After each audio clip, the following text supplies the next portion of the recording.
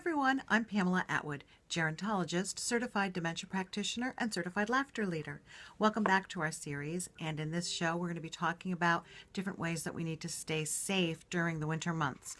It's actually where I'm living in Connecticut, pretty temperate, but we just had a lot of snow this past weekend, and I really wanted to spend some time talking to all older adults and all people with age-related health problems. And I say that really specifically to everybody who's aging. Last night I was with our young onset Parkinson's support group, and the guys in there are actually all younger than I am. One exception, but most of the guys are younger than I am. And because they have what we normally consider Parkinson's to be age-related, even though they have a young onset version of it, conditions that affect people, neurological conditions, stroke at a young age, those kinds of issues, we also need to take into consideration the health precautions, just like we would for an older adult. So I wanted to spend some time talking about the issue of staying safe during the winter months. This is not just about avoiding ice and slips and falls. A lot of people don't realize that hypothermia is especially an issue. And especially if you are talking about taking care of someone who's older, when we're talking about the heating of your home, a lot of us tend to turn down the heat because we don't want to pay too much for heating expenses. My grandmother used to turn it down, and actually when we were coming over, for some reason it was always brutally hot.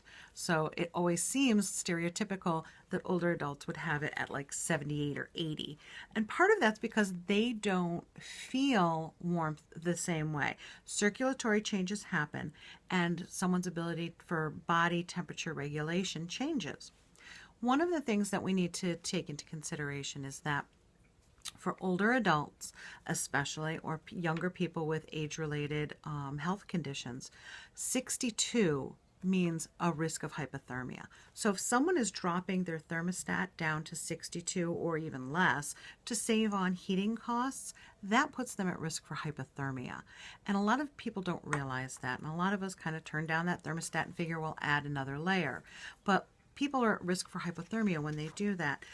One of the references, in case you're ever wanting to find out more information, this is a great resource, this is one of my favorite, and it's called Staying Safe in Cold Weather, and it's actually put out by the National Institute on Aging, and it's available for free. You can go on the NIA's website and download information or have them mail it out to you at no costs. So one of the things that they do recommend here is, because older adults especially start to lose their body heat quickly, we need to do some prevention to prevent hypothermia. Number one is keep your thermostat at 68 or above. 68 because that's enough to keep the ambient air in the room at a certain consistent temperature.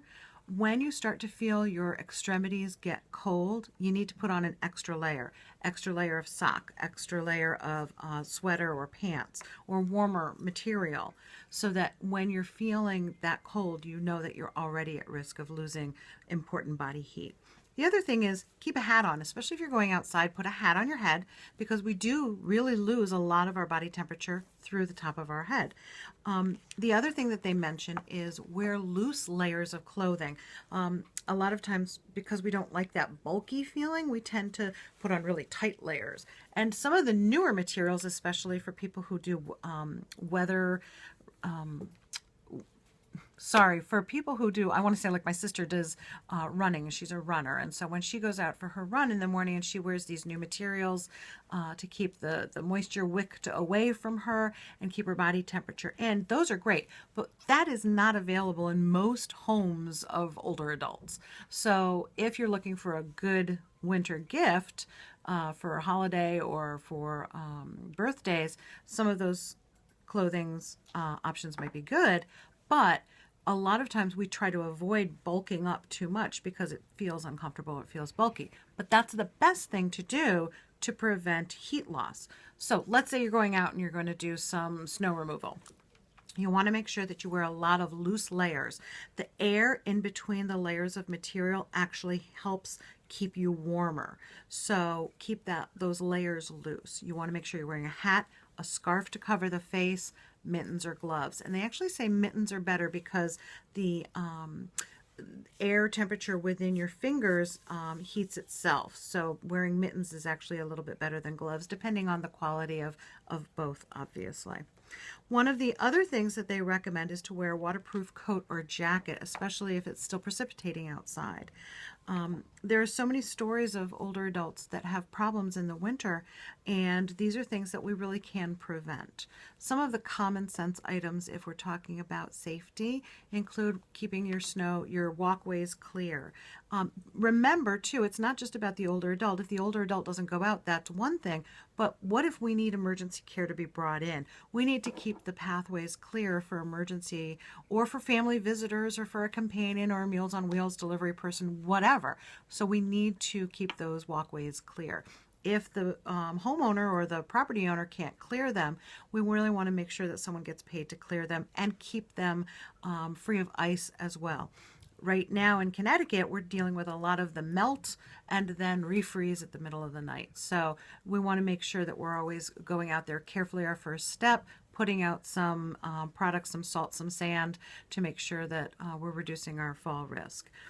Also, if we are removing snow or ice, we want to make sure that we're removing small amounts at a time. Don't be overambitious and take big, huge digs of snow and toss them over your shoulder. Not only is it a risk for heart attacks, but a lot of people don't realize the shoulder risk, the back injuries that can happen. When my husband, the physical therapist, mentions to do proper snow body mechanics, lift with your legs is what he always says. So you want to make sure that when you're lifting, you're not lifting, bending at your waist and lifting, but bending at your knees and lifting and using the power of your quadriceps to do the heavy lifting on that. So there's a lot of safety that we can look for with regards to snow removal, being aware of ice as well. But the hypothermia risk is something that a lot of people don't really think about. Some of the symptoms, let me go back to some of the symptoms of the hypothermia. Cold hands and feet, obviously. A puffy or swollen face. Now, I know my daughter came in the other day from sledding, and her cheeks were bright pink and it looked a little puffy, and she says, "Oh, Mama, I'm sure I have hypothermia and I'm sure I have frostbite on my feet." Well, of course she didn't, but the cold on the skin does start to react very quickly. So it doesn't take a long exposure out in the cold for you to have some symptoms noticeable quickly. Shivering, in some cases, people with hypothermia do not shiver. So you want to be aware of that. But also when someone has hypothermia, you'll start to see some cognitive changes, a slurring in the speech, some confusion, some disorientation. It's not uncommon. Also being angry as well as generally confused can also be a symptom. So when someone has what you think might be hypothermia, it's important to call 911 and to get some medical advice very quickly. It's a myth to put them in a warm tub. You don't want to do that. You do want to cover somebody with a blanket. You do want to keep them warm as much as you can, and make sure you try not to use, never use a heating pad, especially if somebody has diabetes. They may not have the sense within their circulatory system and within their sense of touch to know when it's too hot and they could get burned. When someone has hypothermia, also their sensitivity to heat or cold is also diminished. So they're at much higher risk for being burned. You don't want to rub the skin either, because that sensitivity can also just make the healing process a lot worse. So you want to be very careful with that. But you do want to wrap them in a warm blanket. Body heat to body heat is very good. So good hugs, good close contact can be good if they're accepting of it, and obviously if it's a safe situation for both of you. And then just wait for the paramedics to arrive. Well, that is our time for today. I hope that you will find ways to connect with us. You can obviously subscribe to this YouTube channel. You can always reach me through Aging Care Academy. That's the program that we developed here at Hebrew Healthcare, www.agingcareacademy.org. You can also email me directly at Pamela Atwood, at gmail.com. So that's Pamela Atwood, LOL, at gmail.com. And I did find a quote for today. One of my favorite authors, the author of the Chronicles of Narnia, C.S. Lewis, was attributed as saying, "You are never too old to set another goal or to dream a new dream." And so with that, I leave you until our next show. Thanks for watching.